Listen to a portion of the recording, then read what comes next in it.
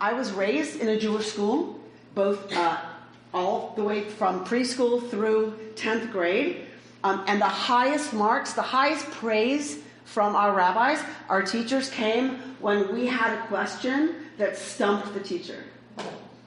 The highest praise came when you said, I'm not sure I agree with that. Because here's my experience, right? So that's the kind of Jewish learning environment we want to create. So really, Rabbi, so what does that mean for me when my experience is totally different from that? We want this to be a learning experience that we're doing together. And this is part of my notes, trust me. So any word, any phrase, like Mark alluded to, any word, God, already people like get their backs up. Like, what is it? Like, it's okay. In this room, it's all okay. Whatever reactions we have, whatever responses we have, it's all okay. What I ask you to do is hold them with a lot of space around them and a lot of curiosity around, that triggered me. I wonder why that is, right? And ask a lot of questions about why it is that we have the responses that we do. And we're going to start this evening with some pretty heady stuff, but it's not meant to be in your heads. It's meant to be in your hearts. It's meant to be lived. And that's the ultimate goal of what we're going to do over this course of this class. Tonight we're going to be a little bit more in our heads, and it's a little more divorced from daily practice and daily application than the rest of it will be. But I think it's important for us to have a framework to understand at least the vocabulary that we're going to be using, right? Whether we relate to it or not, it doesn't matter because we're going to suspend that, right? We relate to it, we don't, doesn't matter.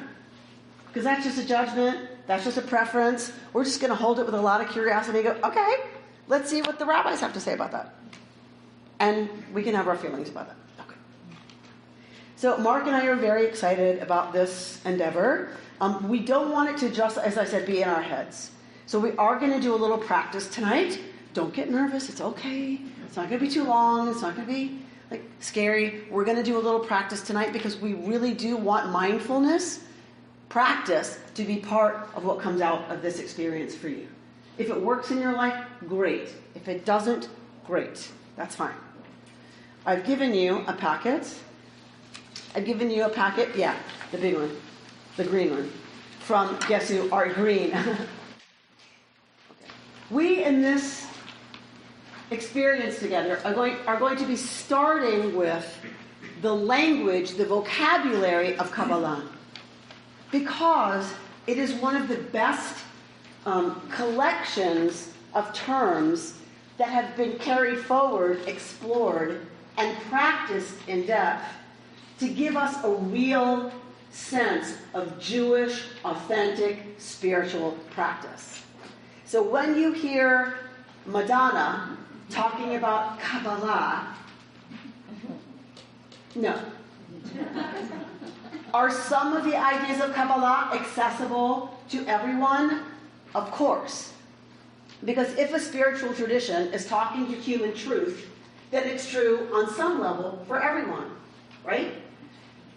You cannot take Kabbalah and separate it from the rest of Jewish teaching, the rest of Jewish text, the rest of Jewish living, the rest of Jewish values and ethics, and say, here's a system for spirituality that stands alone that anyone can access. It doesn't, it's just not authentic. I can take a bunch of sage, and sage, I lived in Duluth, Minnesota, in northern Minnesota for 14 years, right? The population there, many Native Americans, they prefer to be called Indians, actually in Minnesota. So among the Indians, they would take sage and smudge and do all these beautiful rituals to cleanse their space. Now, I could take a bunch of sage and I could do that same ritual, and I'm not saying there's anything wrong with it. I think we're missing something to say, if I take sage and smoke my house with it, I have a real understanding of what Indians are doing when they do that. In a way, it's co-opting, right, their tradition. So I'm not suggesting the language of Kabbalah is one that speaks to you or will be the language that works for you. But we need, as a Jewish community, I think, if we're going to do this business of being spiritually intentional about building a conversation, a community of practice, we need a common vocabulary. We need a common language to start with. As Jews, if you're good Jews, you'll argue with it. Because that's what we do. That's fine. So we're going to start with the language of Kabbalah. And I want to demystify... Thank you, John. I want to demystify Kabbalah for a minute. Kabbalah is not some system that has practices and associations that you do, and therefore you are a Kabbalist. There's no such thing. Kabbalah means what is received. So there is a huge body of literature that is considered Kabbalah, that which has been received. Likabel, to take, to receive. Kabbalat Shabbat, to receive, to welcome, to bring in Shabbat. There's lots that's been brought in. There's lots that is Kabbalah. We're going to look at a few specific things tonight, and then we're going to explore more of them as we go forward in our learning together. And the first is that you have... Yes, already? Yes, good. So, I don't know this language or exactly what it is. Obviously, I've heard of it. But what I have heard along the line is that in order to be able to study Kabbalah, you should be very learned before you can even go into the Kabbalah. So the question is, we've been told all our lives as Jews who know anything about Kabbalah that you must be extremely learned before you even begin being exposed to Kabbalah. Why do you think that was what was taught? I have no clue. So, first of all, you had to be male. Right. You had to be 40. You had to have children and a wife. Okay. So, that's pretty clear. Why? Why all those things? And why do you have to know the Mishnah, the Talmud, your Tanakh, all that stuff before that? Because the rabbis were very concerned that people would become Madonna. The rabbis were very concerned that if you start grabbing at, this is going to make me happy, this is going to make me fulfilled, this is going to be a way forward that's not grounded in something, they were really worried, and I think rightly so. Believe me, I don't agree with their criteria, obviously, because I'm not 40. So, I'm 13 years past that, but so they believed if we weren't grounded, right, then it's easy to reach for stuff that has no anchor. And they believed we had to have an anchor, and that's why they put all this stuff about you have to know Mishnah and Talmud and Bible, so that you don't start grabbing at things that are esoteric before you have kind of a conversation about what are basic Jewish values. What are basic Jewish ethics and morals and how we're supposed to live, and practices that are more easily accessible. We live in a day and age where we've done all that in some ways. We all have ethics and morals in those conversations. We all have some understanding of Torah, we are not looking for something out there. We're looking actually, I think, for something that grounds us, right? That brings us back from the out there. And the out there is CNN, Fox News, everything, I don't care, pick one. Like, the out there is dominating now our lives. And I feel like, in a way, now these concepts that were once esoteric and out there are actually the ones that are going to ground us. And that's what I hope we're going to do together, is explore the way these terms, these ideas are going to ground us. So we're going to start tonight in Kabbalah, and I'm going to explain to you why, and I'm going to explain to you where we're going to go. So I would like you to look at something. I would like you to look at your chart in your handout, which looks like a tree with circles on it, yeah?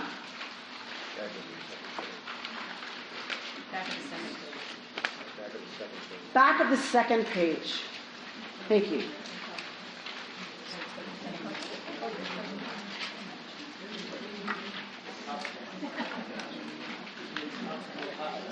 This? Yes. So there should be circles, but they're not. Because They were gray, and they clearly did not print. This is the world of Kabbalah. Exactly. It is a circle, but it's not a circle. It's a circle, but it's invisible. It's a circle, but it has no edges or boundaries. So that's why it's printed like that.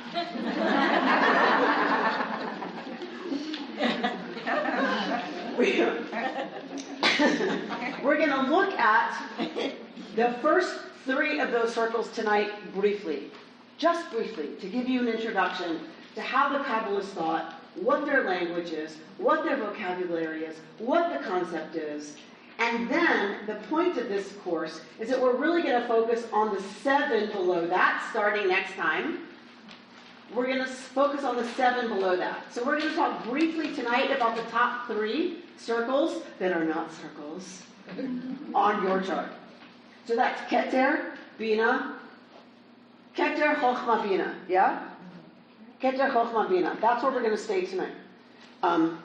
We're going to move this conversation, I promise. This is the only time it's going to stay a little more heady. The rest of the time it's going to be really about how these things apply to our daily lives. How do we become better people? Because we're learning about this stuff.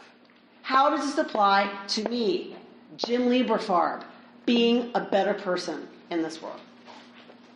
So we're going to turn now to the idea of this whole business of a chart. This whole business is about the emanation of the divine into this world. Let's go to page 39 of Rabbi Art Green, and let's talk about together the Ein Sof. Ein Sof. The whole thing begins with Ein Sof. What does Sof mean? Cantor Bienenfeld says the end. End. Sof means end. What does Ein mean?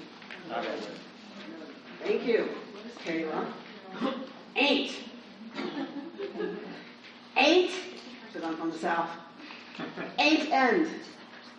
That's where it all begins for the Kabbalists. For us, I believe it's the same. Because obviously I have some relationship to these terms. Ein Sof. When you really want to talk about divinity, you want to talk about the stuff we can't really talk about, where it begins, what it's all about, what's at the root of it all. If we believe there is something that's at the root of it, and if we're here, we're ready to explore that idea. What is it? Ein Sof. Ain't end. All right, already. You're looking confused over there, Solomon. So you want to tell me? What's the question? What exactly did Ein Sof mean? And I didn't get it. Ein Sof. Ain't no end. What does that mean? Endless. Endless. What else does it mean to you? Ain't no end. What does it mean? Infinity. What else? Eternity. Life goes on. Limitless. Limitless. Everlasting. This is where it all begins. That there isn't a beginning. It begins that there isn't a beginning. Because there's no end. And there's no beginning. There's just all of it. There's just all of it. The way I think of it is, the Big Bang is something I can totally relate to. Like, I think it's awesome. And they tell me that's actually how the universe started. I choose to believe that. Right? So science says we can prove, oh, okay, well, I believe that. Or so anytime someone says, oh, okay, that's what you choose to believe. Yeah, well, I choose to believe there was a Big Bang. What was before the Big Bang? That's the question. No before, just time started with the Big Bang. How do you know? That's the theory. The theory is that time started the Big Bang, but do we know that? There's no space, there was no time. There was no space, there was no time, because those words were irrelevant. Yeah. It's not that time started at the Big Bang. I mean, of course, you're right. I'm not questioning it. But of course time started at the Big Bang, because before that, what does time mean? Before that, what does the word time mean? Because there's no words, there's no concepts, there's no nothing before that. There's nothing before the Big Bang. Nothing. Kabblah says, capital N, nothing. So then there's nothing after, and there's nothing that we have now. And we're in nothing. Don't go there yet. Ayin. Ayin. Yesh v'ayin. Isness, nothingness. The Kabbalists say God is originally ayin. Nothing. Capital N. Pre-Big Bang. Pre-anything. There's nothing. But we really can't get our heads around nothing, can we? Those of us who live in something. Those of us who live with the concept of time, what does it mean to say there was no time? Because it happened before time. Well, before already defines time. There is no before time if there's no time. There's just time, capital T, hanging in perpetuity, going maybe. Before there's time, what is before time is potential. What's before is potential. Well, it's like we define, it's like if a tree falls and no one's there to hear it, doesn't make a sound. It's the same thing. It's like we are defining whether or not there's a before or an after because that's what we conceive of it. If a tree falls and no one hears it, does it make a sound? John is saying we as human beings go, well, we have to know, is there a before or an after? Because that's how we define things. Exactly. But the Kabbalists and any spiritual tradition worth its salt knows that the divine, the limitless, cannot be defined in creaturely human terms. So we start with a problem. We're going to have a whole course, a whole series on what human beings can't really talk about because it's ineffable and it's beyond human comprehension. Okay, great. Thanks for leaving. Great. The doctor says, like, we're out. Thank you, Rabbi. That's what we're up against. And that's the glory of it, right? We don't have to define it. We get to explore it. We get to figure out, okay, what's our relationship to it? How do we experience it as these limited, human, divinely reflected beings, Michael? I have precisely the same discomfort with the idea that our universe is expanding at 8 miles per second forever. Thank you. Thank you. It's expanding. To forever. where? Forever. And then things are going to be so And apart there's no from each other boundary. that what? There's nothing? What's outside there? What's outside there? Right? I read some of this physics. I'm like, whoa, the universe is expanding and faster than we thought. Right. And things are moving far away from each other, faster than we thought. To where? Like, to where? Like, these are the places I bump up against, oh yeah, we have no idea. What does the Torah say? Sorry? The multiverse. Right? You start going to, like, what if something actually kind of splits off? And I'm a science fiction fan, so I go there a lot. But then my head starts to hurt, and I'm like, okay, I can't really think about it. Just show me a show where it's really cool that happens. But really, that's, even physics is asking that question. There might be actually split-offs from this universe. And scientifically they're saying this, that there's a multiverse, and we're experiencing one track of the multiverse, thinking it's the only theater that's playing the movie. Where there's a cineplex happening. Right? So we can't possibly hope to get our heads around the cineplex. We can watch one movie at a time. We can watch 7 in a day.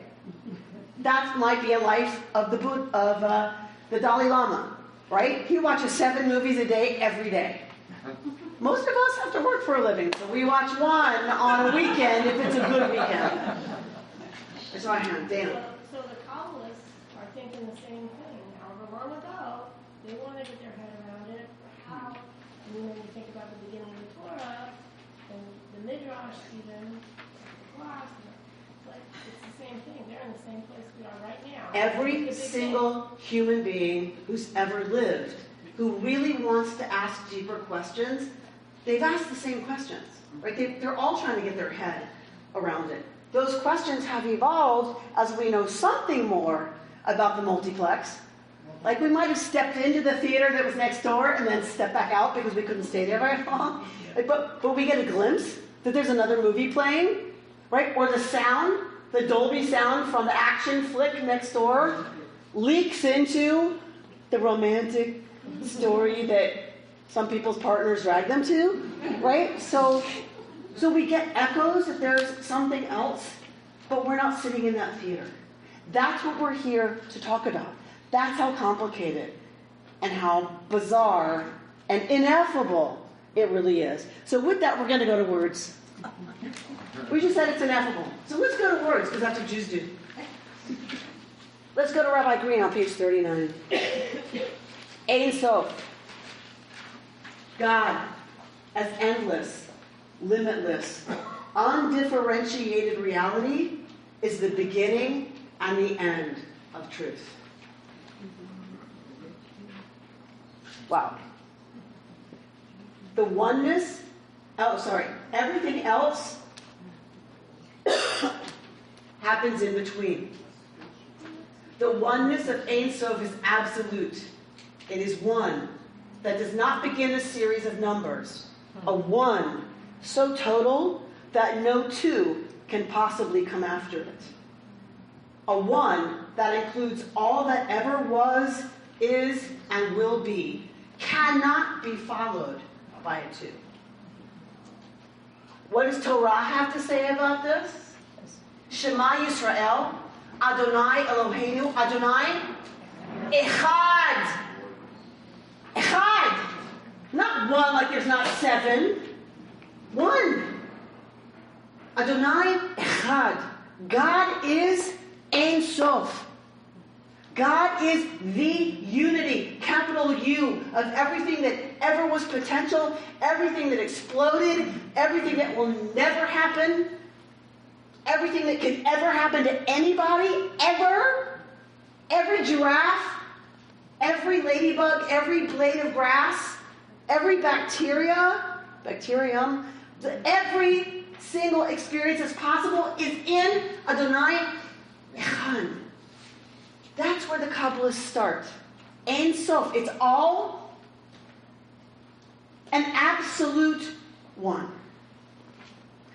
Even if there can't be two, say the Kabbalists. Even if there can't be two, say the Kabbalists, there can be a 10. The one opens up to reveal itself as 10. The 10 Sfirot within the cosmic structure are not added to Ein Sof, but are revealed as existing within it, the reward of a deeper gaze into reality and its nature. Take a drop of water. It looks clear, doesn't it? Until you put it under a microscope. And if you put it under a microscope, what do you see? Stuff. Stuff. Right? That's what the Kabbalists are saying. It's all a drop of water. When you look deeper into that drop of water, you see particularities that go to make up that drop of water. And that's what we're going to be exploring a little bit about. The Kabbalists give us the system of Sfirot. Don't worry about it. Don't get up in your head about it. I promise. It's going to be okay. They give us this system of Sfirot, of 10 Sfirot. We're going to look at the top 3 tonight, maybe if we have time. Each of those aspects of that drop of water, for the Kabbalists, have a meaning in our lives. So if you look at the body, you look at how it functions, they tell me there are proteins and stuff, like amino acids and stuff, like how they actually hook together actually affects the health of the body, right? Think of the Sfirot as amino acids or proteins. I forget which go together to make you function. Amino acids make up proteins. Amino acids make up proteins. And don't proteins do stuff together to make? They certainly do. They certainly do. Okay. This is going to be so good that you're sitting in the front row. You have to sit in the front row every time, doctor. The Kabbalists give us the sphirot. Let's say they're amino acids. Those amino acids react together to create proteins. Right? They don't see the sphirot as separate. They're in relationship to each other. And how they come together or don't, they either form proteins or don't, that help us function in a healthful way or not. So this is not esoteric, out there stuff. This is actually how we function and work as human beings, just not on the physical level. But I gotta tell you, most of that stuff is mysticism to me. Right? Because I don't understand that. So I don't understand the chemistry. Do you? We don't understand chemistry, but we accept it. Right? We accept that if this works and that works and this level, and your doctor tells you, you take what they tell you to fix that, and it's okay. Trust me. Trust me. But I don't understand it. It's okay. We don't have to understand everything about it. But we can also trust that it's true because you've had your own experiences of anything we're going to talk about. None of this is outside of you. None of this is outside of your life, or your relationships, or walking the dog, or sitting in traffic. None of this is outside. It is inside every one of us, inside of every human life, inside of every human being, and every experience. All right. Drop down to the bottom of 39. The contemporary Jewish mystic has to be somewhat more modest in the claims for the truth of the spherotic model. To say that I know how God emerges from the depths of mystery and sets out to create the world is far more than I would dare to assert in an objective way. The important thing for today's seeker is to begin from experience and not from metaphysics. Drop down to the middle of that paragraph. The sphirot are stages of spiritual ascent, going up the ladder of abstraction until one is fully lost or absorbed in the mystery of oneness. They are also rungs of descent, the return to this lower world of daily reality. Kabblah claims that this path, one we can come to know through contemplative practice, and whose truth is validated by inner experience, is the cosmic path, and that our experience is only a recapitulation of God's own way into the world. This is not something outside of us.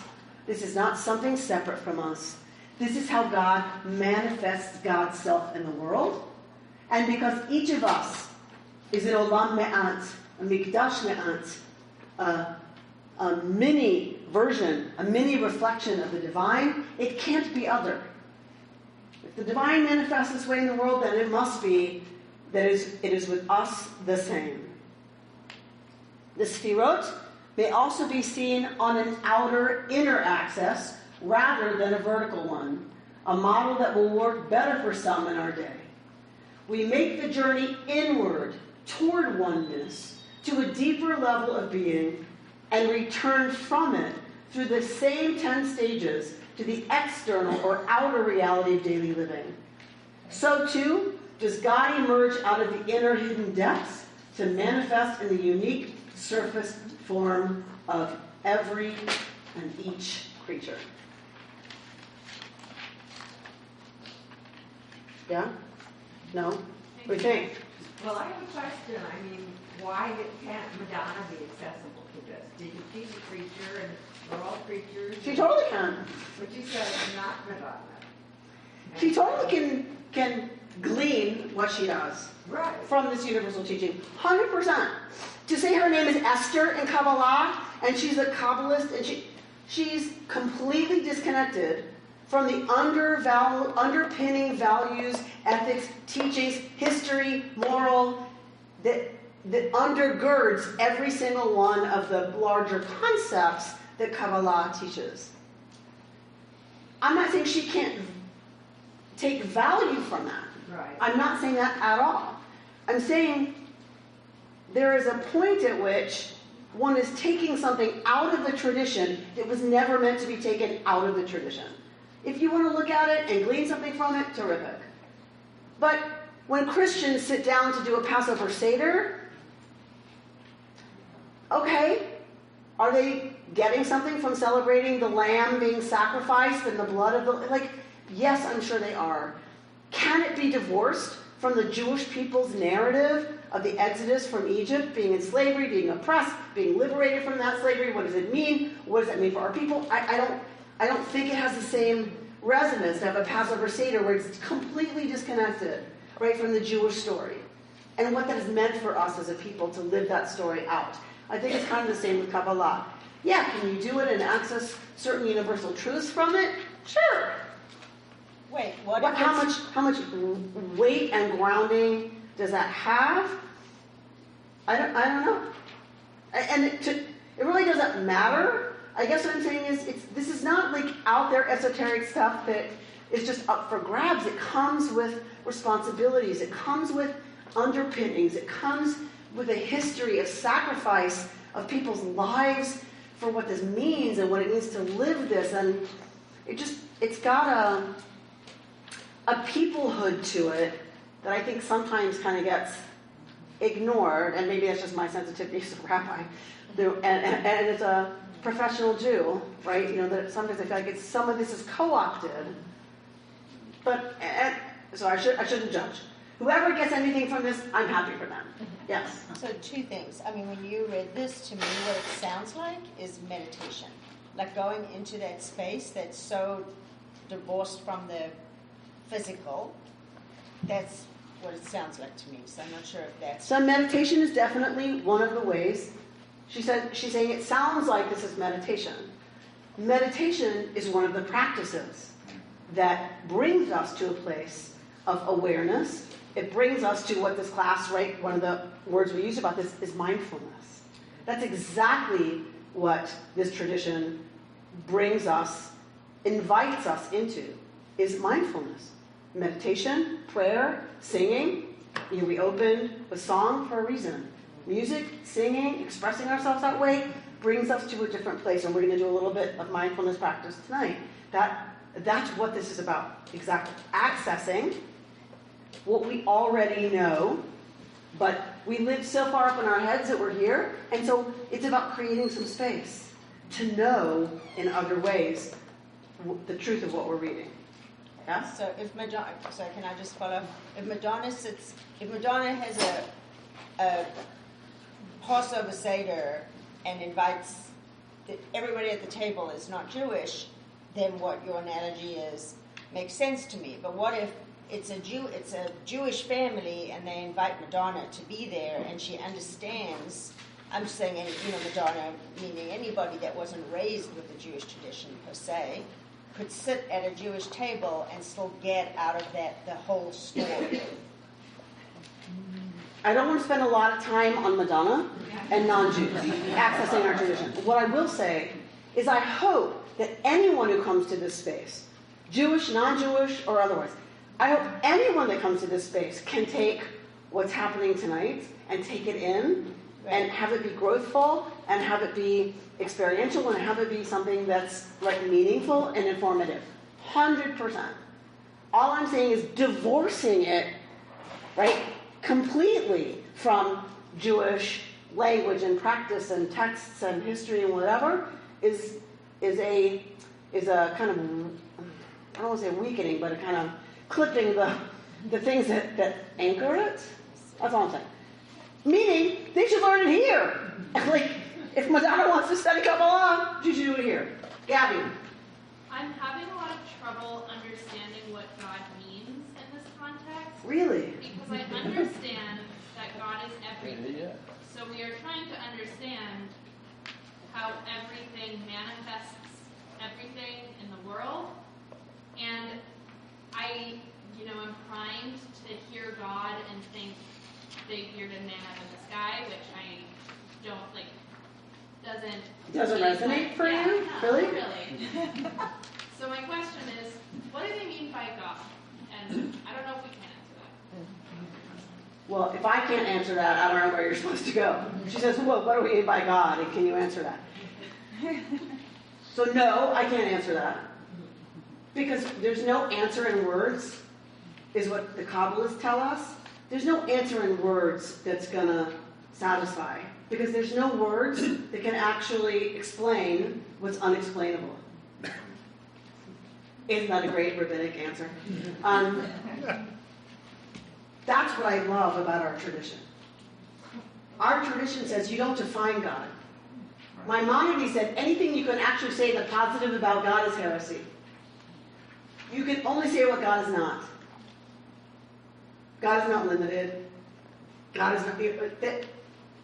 There's, what can we actually say about the ineffable? Not much. That's why the name of God in Hebrew, and y'all who study Torah with me know, what's the name of God? YHVH is the closest we can get in English. You can't say it. Not just you're not allowed to say it. You actually, Yud, Hey, Vav, Hey, can't say it. I think our tradition is brilliant in saying, here's the name of God, people. Say it together.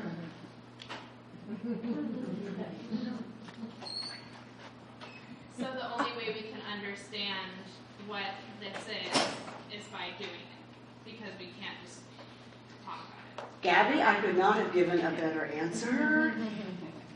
Thank you. The only way we can understand it is to do it, is what she said.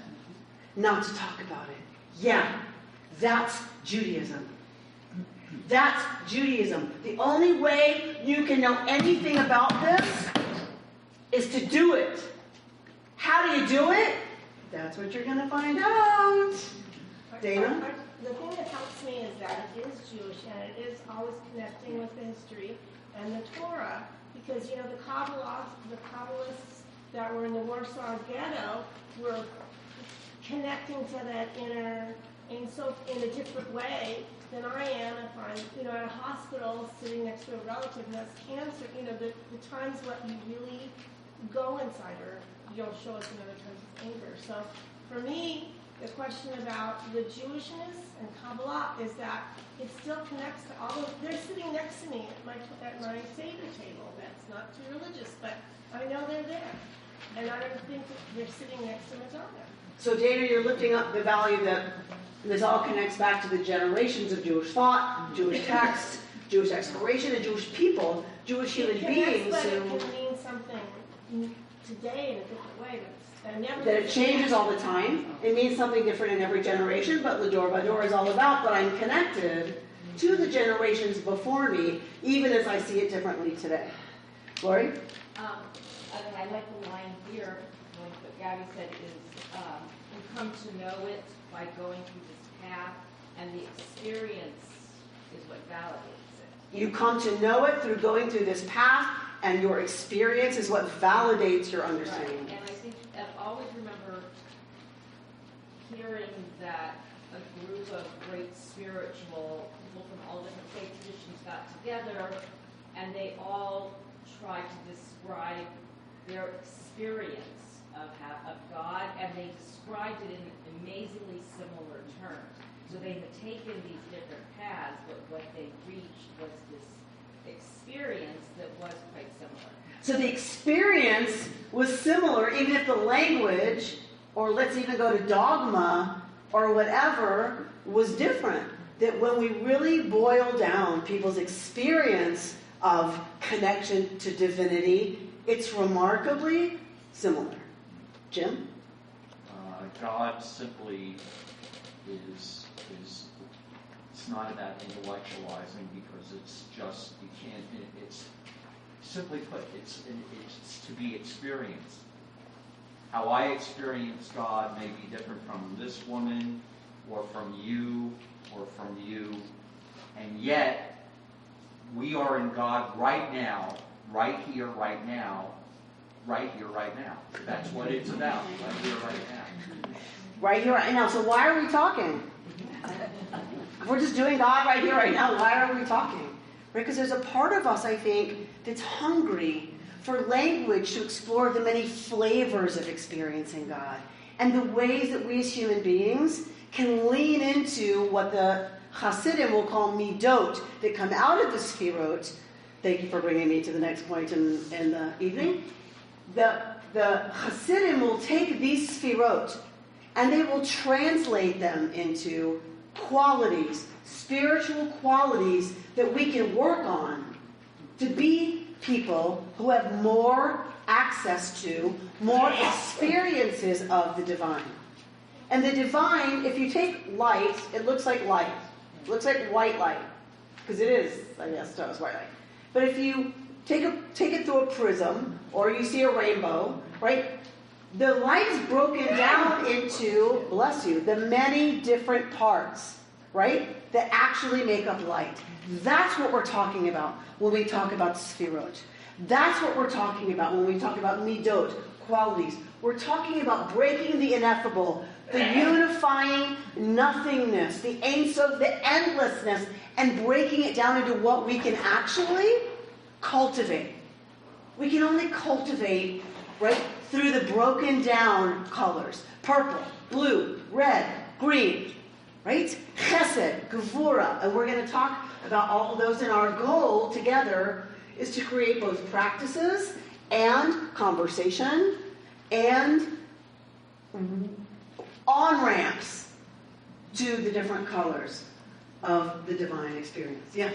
Yes, we have been talking about God for most of the time, and in the Kabblah, God is mentioned many, many times, and all the discussions about God.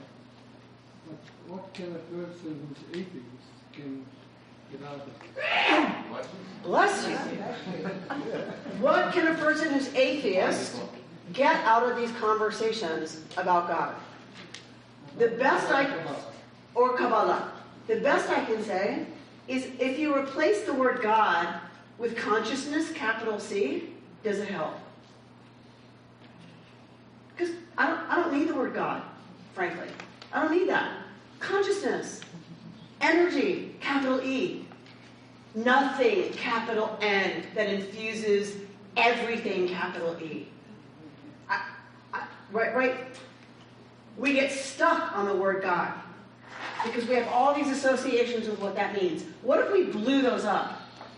Okay, don't say God, say dog. Do it backwards. A lot of us can access dog. Seriously. Like, seriously, right? We can access warmth, love, trust, goodness, loyalty, right? We get that. So just spell it backwards. And what does that evoke in us? That's what we're talking about. Not whatever. Because you say atheist. What is atheist really? What is atheist? Tell me what atheist is. There's not a big man up in the sky telling us what. Say it again, Gabby. There's not a big man up in the sky telling us. There's a word missing from your sentence. There's not a man in the sky, blah, blah, blah. There's a word missing. I don't believe there's a man in the sky. Atheism is a belief. That's a belief. How's that different from my belief? Atheism is a belief. That there's nothing bigger than us. There's nothing outside that my human mind can't possibly comprehend. That's a belief. I don't believe that. I've experienced something else. I don't need to call it God.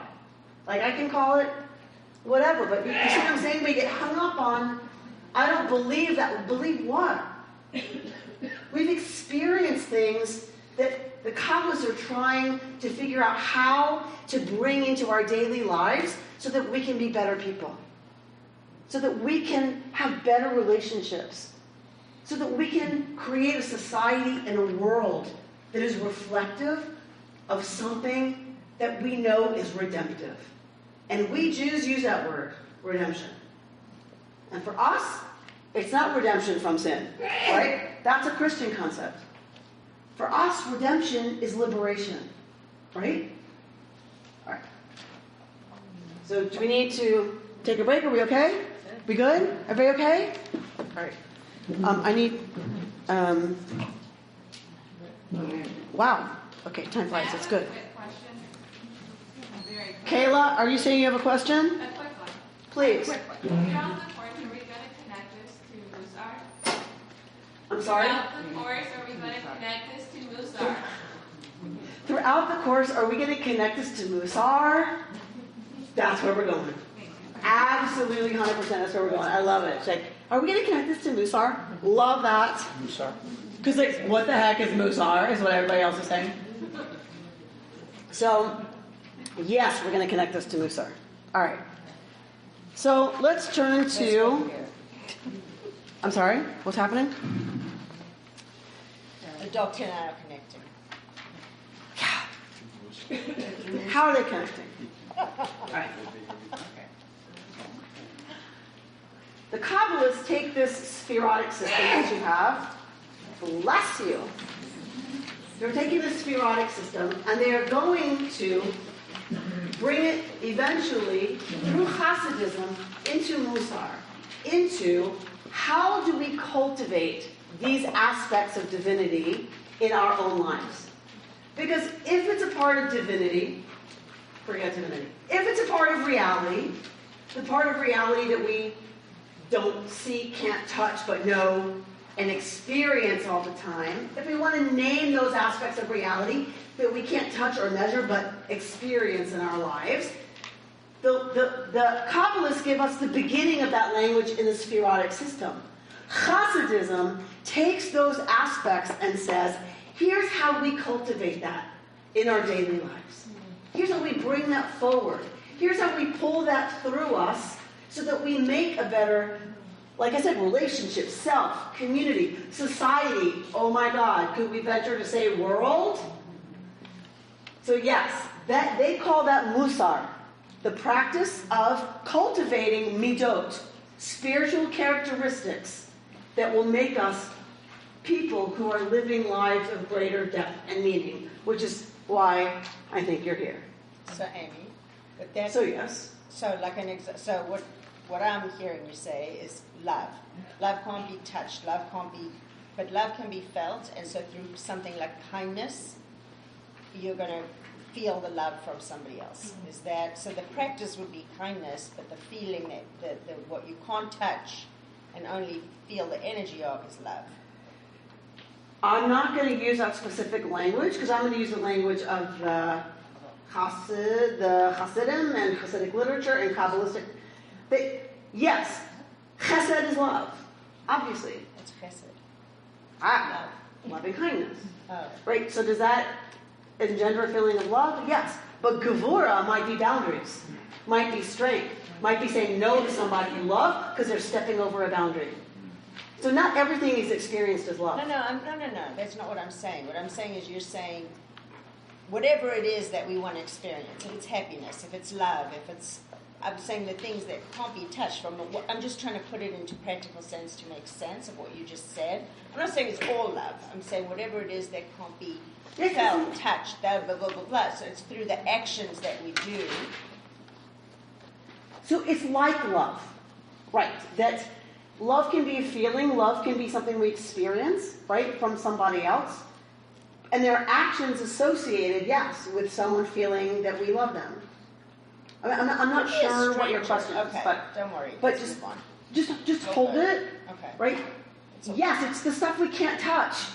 Kushner, right, said to his daughter when talking about God, something about, we just had this conversation in our VAD, in our committee that led to this course. We had this conversation about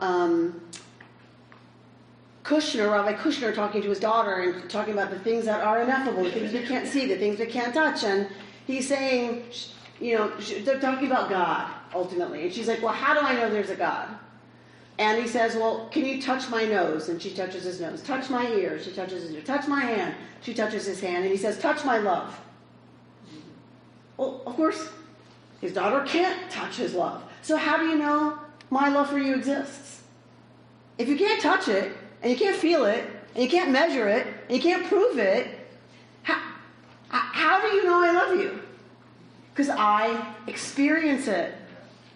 I experience it, and you can't touch that, or measure that, or believe that. You experience it. You don't believe someone loves you. Well, actually, some people do, and then they're not loved, and that's a whole nother messed up, horrible set, right, of things that happen to people. But usually, we experience love. We don't believe someone loves us. We experience their love.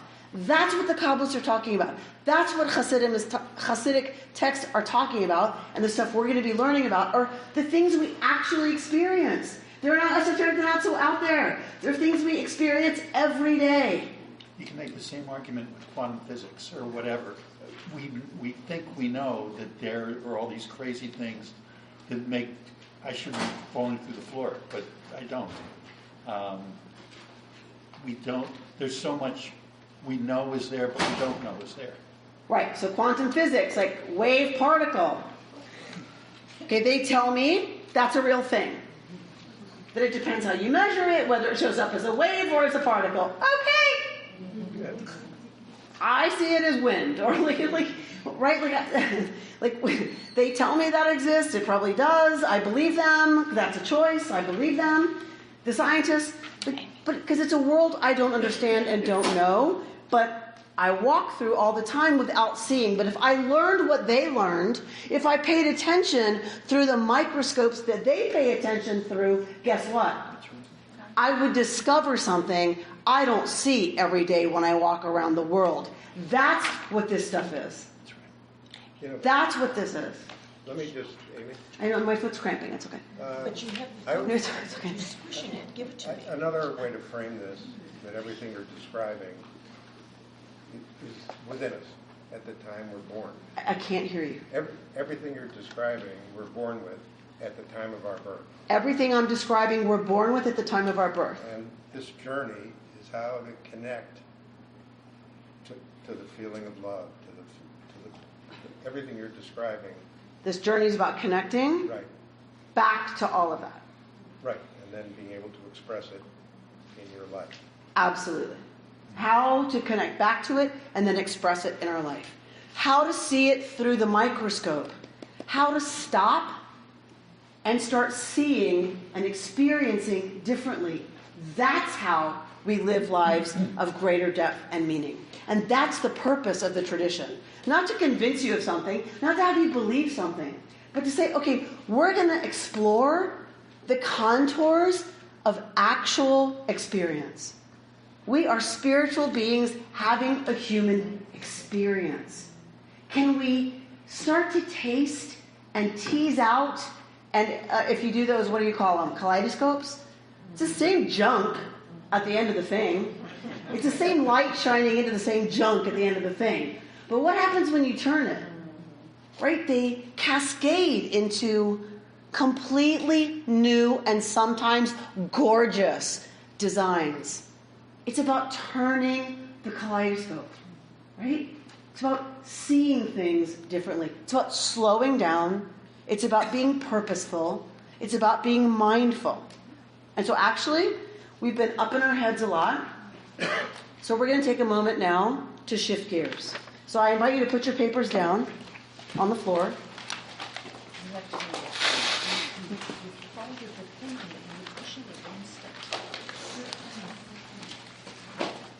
And I'm going to invite you, you don't have to do anything. This is not about have to. I invite you to explore what it means to uncross limbs that are crossed.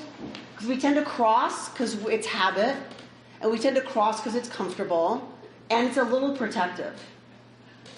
So I'm going to invite us to uncross, if you want to. Put our feet on the floor. Either sit against the back of the chair so your spine is supported, or move to the front of the chair where you can sit, where your spine actually goes where it's naturally supposed to go, but we don't do that in the West, so that's actually challenging for us. And I'm going to ask you to just bring your attention to your breath. The breath enters and leaves the body all on its own. We don't do anything. This is one of the gorgeous things the rabbis tell us about being human and being alive, is that the universe breathes us. The word for soul in Hebrew is neshama. The word for breath in Hebrew is neshima. They are related.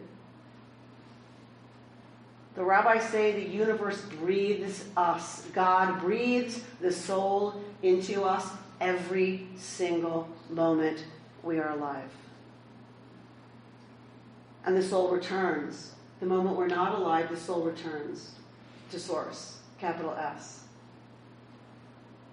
So we take a moment to be aware that right now, the universe, consciousness, the divine, is breathing us into existence. So we take a moment to just notice that we don't effort at all to breathe unless we're sick, or have asthma, or have other really debilitating conditions which make people struggle. So we take a moment to be grateful, but the breath comes in and out right now as it's supposed to.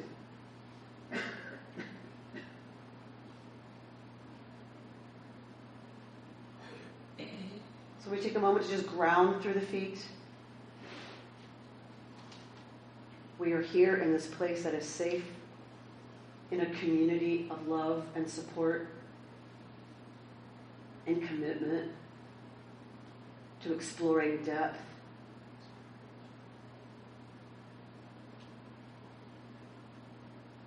And we relax through the feet and the ankles.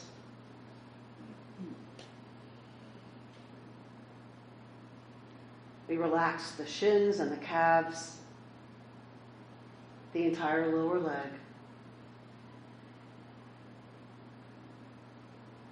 We notice the knees, painful for what they do all day.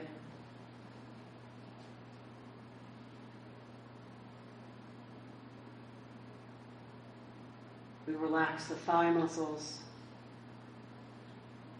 the big muscles that collect all the reactions of the day. All the chemical cascades of stress goes into the thighs so that we could run or stand and fight.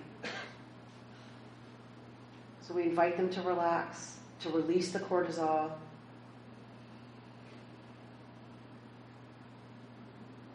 Hamstrings, the IT bands.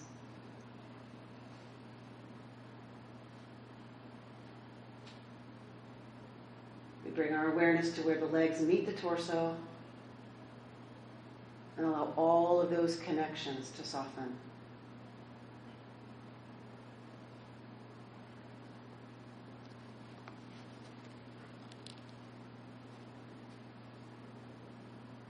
Feeling our sit bones in the chair, we're aware of our weight in the world. In Hebrew, kaved, heavy, is the root of kavod, the divine presence. Respect, honor. We honor our own presence in this world. The image that each of us is of the divine that will never happen this way ever again.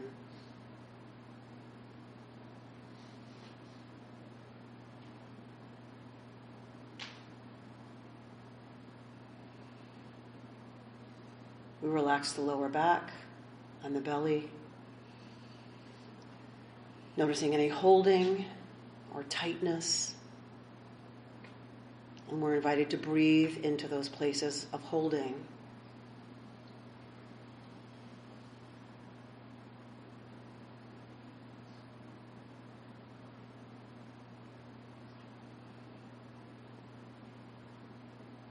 We relax the mid-back and the rib cage.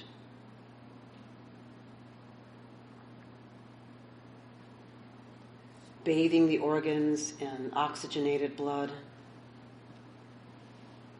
Telling all of our automatic systems that it's okay to heal now, repair now, because there's no need for them to do anything else.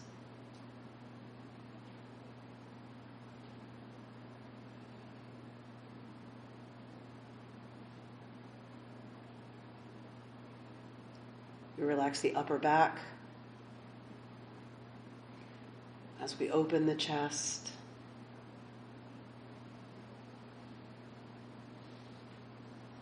Dropping into the heart space, allowing the heart to soften.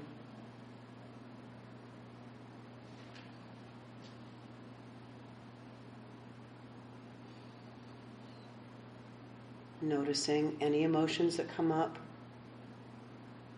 allowing them to be there.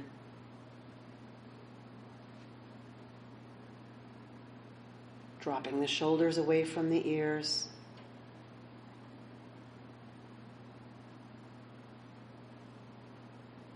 Allowing the upper arms to be heavy and relaxed.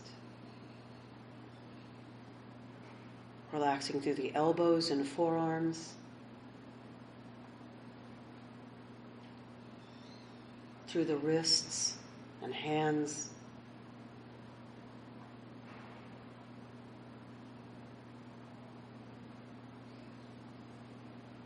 Relax the neck and throat.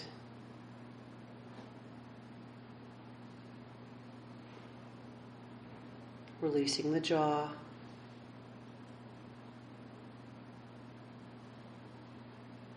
Relaxing the mask of the face. Eyes soft in the head.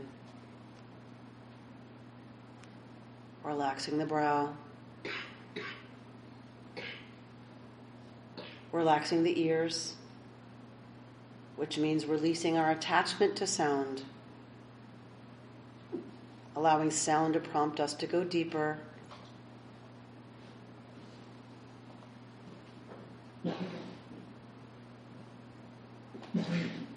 We bring our awareness to the crown of the head.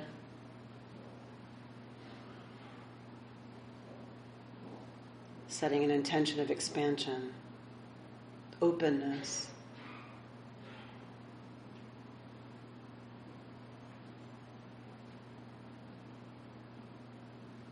We'll take a moment to sit relaxed and alert.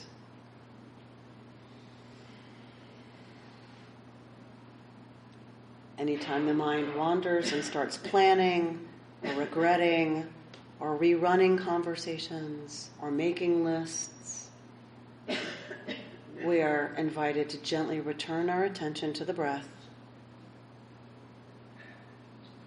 in and out of the body.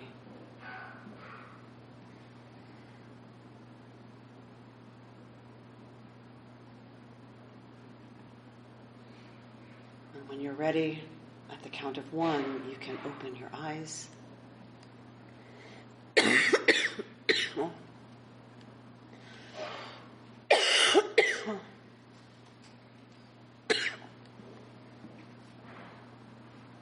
Five,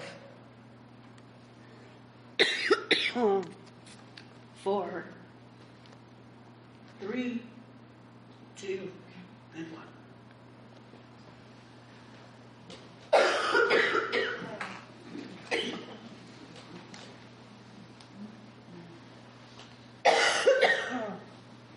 Sorry.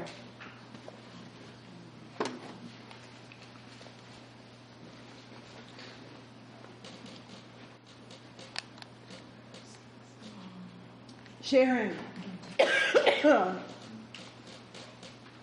Anyone? I loved it. What was that like? It was presence. You don't have to like it. I felt really good. You felt really good? Yes. It was presence. Why? It just calmed me down and got me out of my mind and just helped me focus on my breathing and my body. And what does that do?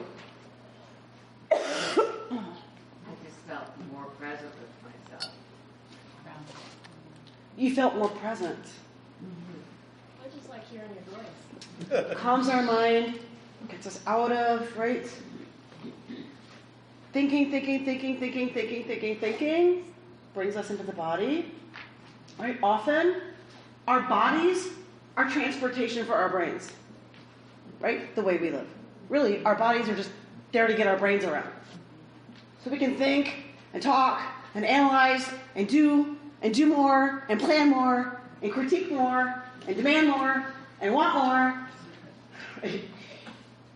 When we come into the body, what we find is like, oh, right, there's another level of my existence that I am divorced from a lot of the time. I saw a hand.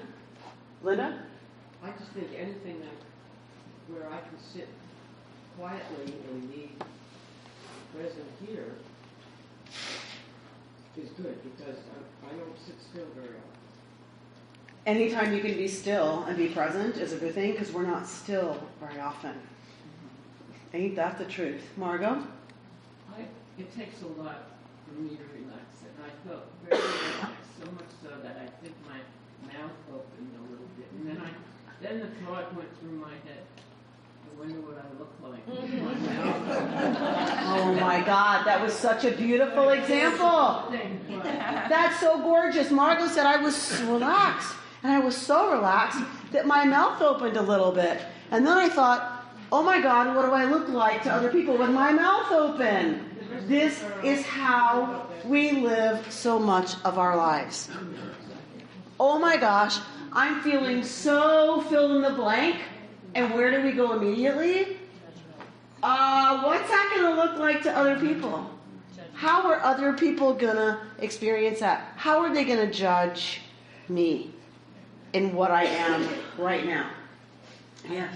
I think it was a really grounding experience because it allowed me to really breathe throughout all of my body, like feel it in my feet, up to my legs. It's just like a nice process to just kind of make sense of always like being up here and wanting to like, but it was like time to silence the distractions and really be present and grounded. To breathe through your whole body is what I heard you say, and relax every part. So, oh, right, I have legs. Right, when I actually breathe into my legs, they're able to actually relax and to stop all the chatter. Right? Anybody have like a difficult reaction to that experience? Gabby? I just am so verbal at everything in my world. I perceive verbally and I process verbally. I don't think I've ever been able to successfully unverbalize my experience. You don't think you've ever been able to successfully unverbalize your experience? I process everything with words. So even while we're sitting in a meditation practice, your brain is putting words to that? Words, and I'm saying those words to myself, and I'm like, all right, relax your legs. Oh wait, I can't really feel those muscles. What's going on? Like, it's all still in my head. Right. So this is, for some of us, a really familiar experience. When I started the Institute for Jewish Spirituality, 2-year program for rabbis that Mark is now doing the lay component of, we started sitting in meditation. I'm like, okay, this is ridiculous. Like, I can't do this. I'm a terrible meditator. Because she says, relax your feet. I'm like, feet? I love feet. Why do I love feet? Some people hate feet. Some people have really ugly feet. Why do I, relax your ankles. I sprained my ankle once. God, that was horrible. Why do I sprain my ankle all the time? Well, because they're skinny and they, weak. So every word was a trigger for me, right, to go into a whole nother story. What I learned, because I thought, okay, well, I'm a terrible meditator, obviously, right? Because she says anything and I start thinking, and I'm not supposed to think. What I so valued about talking to my meditation teacher, Rabbi Sheila Pelt-Weinberg, who is brilliant at helping people like me through the obstacles that I had to that, is that she said, so can you hold those moments as moments that give you the opportunity to bring the mind back to the breath? What if you just saw them as, oh, that's an opportunity for me to bring the mind back to the breath, to the instruction. I was like, wait, you mean I don't have to judge it? Right? I don't have to evaluate my meditation. I can just see it as an invitation to return my attention to the breath. What? Right? Mind blowing. And it wasn't right away, because, we're all like that way. It wasn't right away.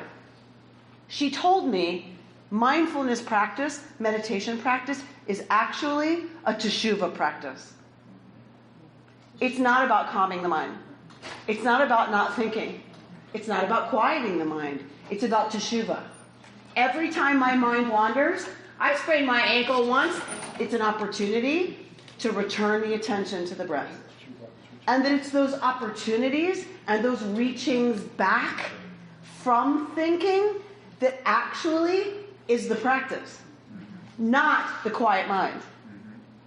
That changed my entire perspective on the whole business. Because if it's a teshuva practice, I got a lot, right, to do teshuva for, right? Like, that gives me a lot to work with rather than I was missing the point or not achieving the goal, which some of us kind of get a little caught in sometimes, just saying. Not just saying. I saw another hand. Anne? For me, it's mostly learning not to judge yourself. It's what? Not to judge yourself? And to say, oh, that's a thought. Okay. And not judging it, just acknowledging it, Right. labeling it, and letting it be. And then So that's the practice. And this is why it's not esoteric or out there. Because the practice is, I'm thinking, I'm planning, I'm telling a story. The practice is, I'm so sorry, I'm not going to judge that. I'm going to hold that with a lot of patience and a lot of compassion and a lot of space. And it cultivates our ability to do that, believe it or not, even with the people we live with. It cultivates our capacity to hold things that are happening with a little more space, with a little more patience, with a little more compassion, no matter what it is, including they run out of receipt tape at my register every single time. That is the moment of spiritual practice. That's the moment to the rabbis that matters. Not the big, lofty spiritual experiences. It's the moment we encounter someone who's barking at us and you're like, whoa, whoa, right? That's the moment that this practice of mindfulness, conversations about how to bring midot, spiritual characteristics forward in our lives, these practices help us actually develop the muscles that help us refrain. Like, what do muscles do? If you do a push-up, what is a push-up actually doing? It's helping you refrain from hitting the floor. Right? It's resistance. It's resistance training. Resistance to our reactivity. It increases our muscles, our spiritual, emotional, psychological ability to not react for just 10 more seconds. Donna? The same thing I'm thinking about, like when I have a lot of judgment coming up or a lot of critique or worry, what I've learned is if I allow it to be there, i.e. not judge it, it's like not picking up a weight. So if I don't pick up the weight, I'm not going to build the muscle, right? If I keep judging it and I judge the judgment and I judge the thoughts, I'm making it stronger. So the practice is not to stop it from happening, but changing my relationship to it. Right. So not to stop the judging, not to stop the reacting, not to stop whatever our story is, but to say, I choose a different relationship to that. Right. I choose a different relationship to that narrative. I'm not going to judge me for having it.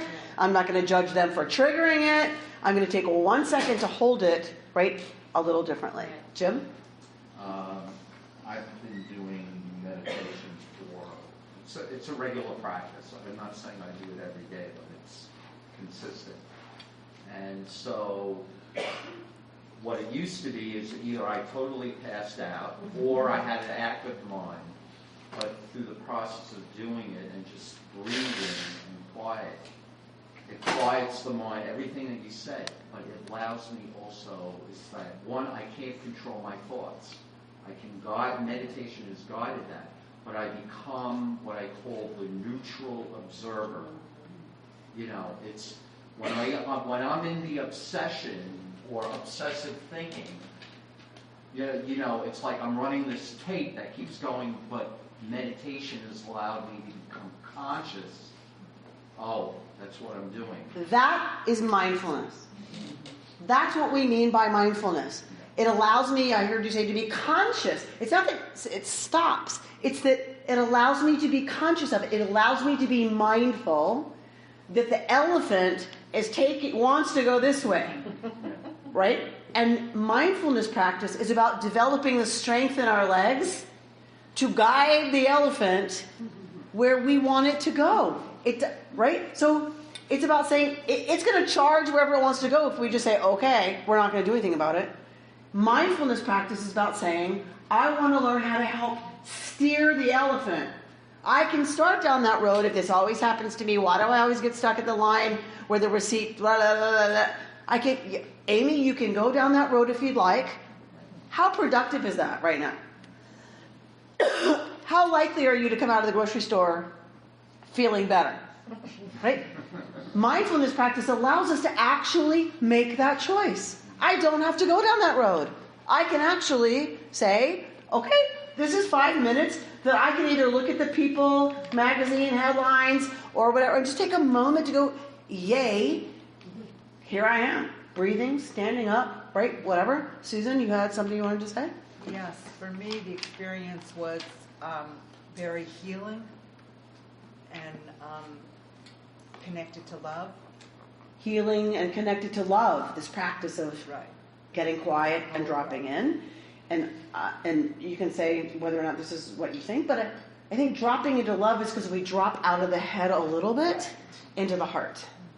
And when I'm directed to drop into the heart space, part of me goes, oh, wait, really? But if I drop into the heart space, right, I tend to drop into a feeling state and often an awareness of love. Also fear, also sadness. I cried a lot during my meditation retreats. I cried a lot. And if I were to go on a 3-day silent retreat right now, I know that I would cry for 48 hours of that 3-day retreat. Why? Why would I cry, do you think? The sadness will all come up. Because you hold so much sadness. Sadness comes up. I hold so much sadness. Am I alone in this room? Well, you repress it. No. Maybe you connect with your God, your source. I get it. And maybe I connect with my God and my source, and that is a really moving experience. When we get tender, right, we often cry. Like my daughter, I walked into her room last night. Don't tell her I said this. I walked into her room last night, and she was crying. And I was like, uh-oh. Like, I try not to make a big deal. Like, she's 15. She's a 15-year-old young person. She's crying. Okay, it's not, like, whatever. But I'm like, that's not how she usually is. So I'm like, what's happening? Is something happening? And she said, I was just reading this book of poetry. And then I wrote this poem. And she said, it was so sad. This poem was so sad. And I didn't want to go into it then, like, because obviously I just wanted to be with her and be with her experience and not ask a lot of questions or judge it or make it about me. But I wondered, how much is it that the poetry was sad, and how much was it that the poetry touched her? Like, I'm not so sure it was. I mean, I'll ask her at some point, but I'm not so sure it was sad poetry, right? I think when we get in touch with the softer parts of ourselves, where we really allow ourselves to be vulnerable and be touched, we cry, right? We cry at weddings. We cry at baby namings. Certainly at circumcision, but like we cry, we are touched, and we drop into the heart space, and we feel, and we don't allow ourselves to go there very often in our daily lives, right? Till we're on retreat.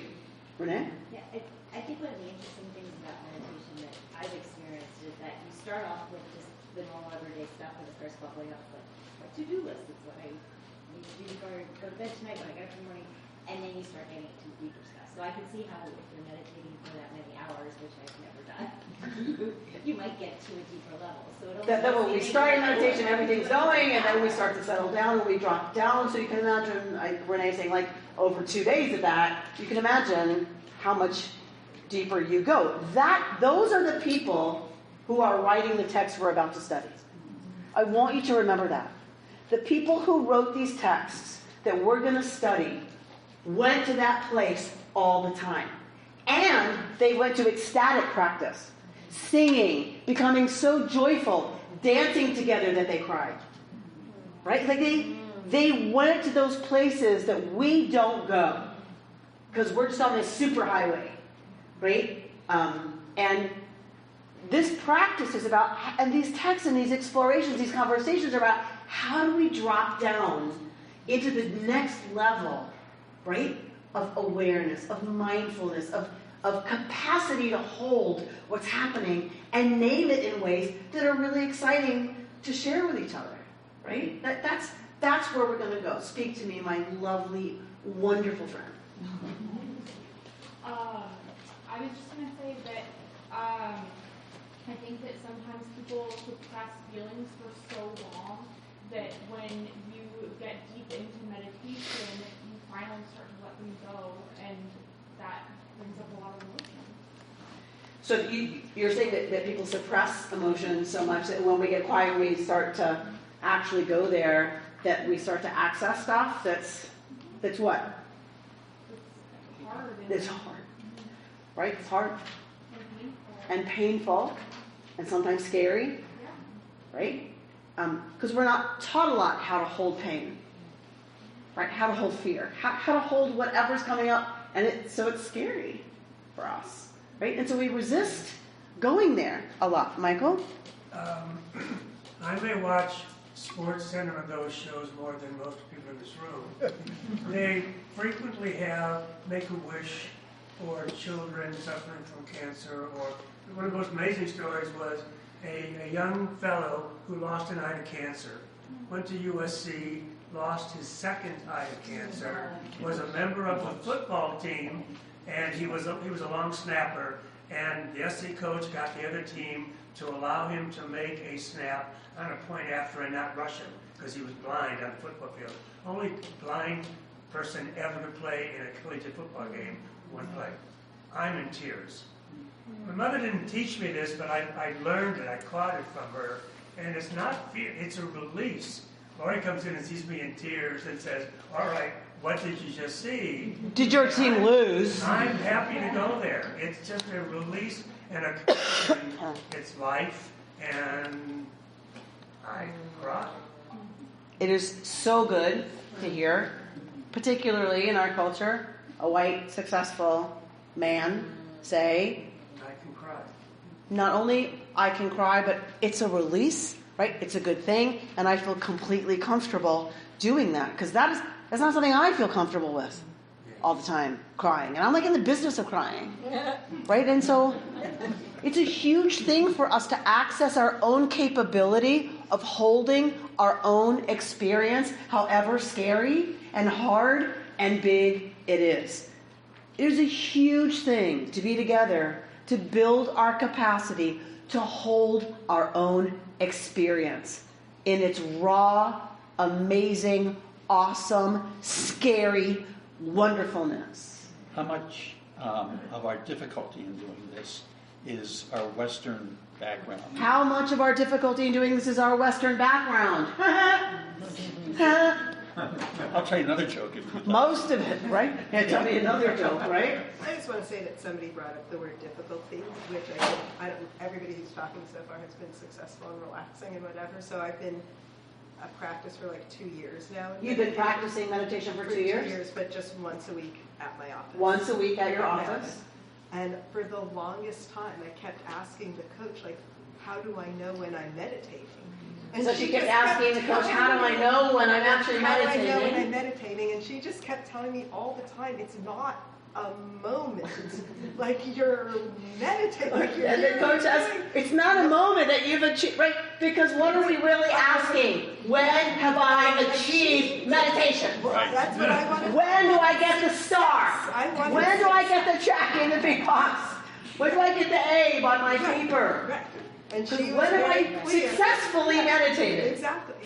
How will I know? Yeah, apparently from the first day you walked in the room, you're doing it. You're being mindful, and it took me a long time. That's the magic of this practice, is that you finally come, after practicing, to realize that there isn't a moment that you like check off, oh, I successfully meditated. Because that's all judging mind.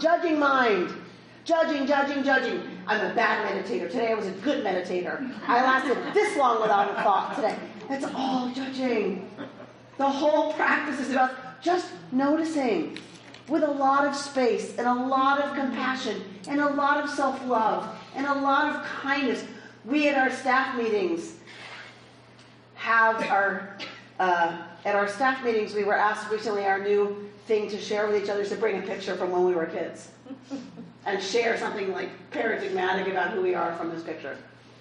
And so I brought this picture of me as a, 5 or 6 year old, one of those, professional shots where I'm like this, and looking up, and like the light is shining angelically down on my, I must say, very cute 5-year-old face. And I hold that picture in my mind, and I told this to my staff. I said, because what I realized when I look at that picture is, I love her. Who wouldn't love her? Who wouldn't love a picture of any one of you at 5 years old? But we get so caught, right, in judging that 5-year-old and who they become that it's crazy town.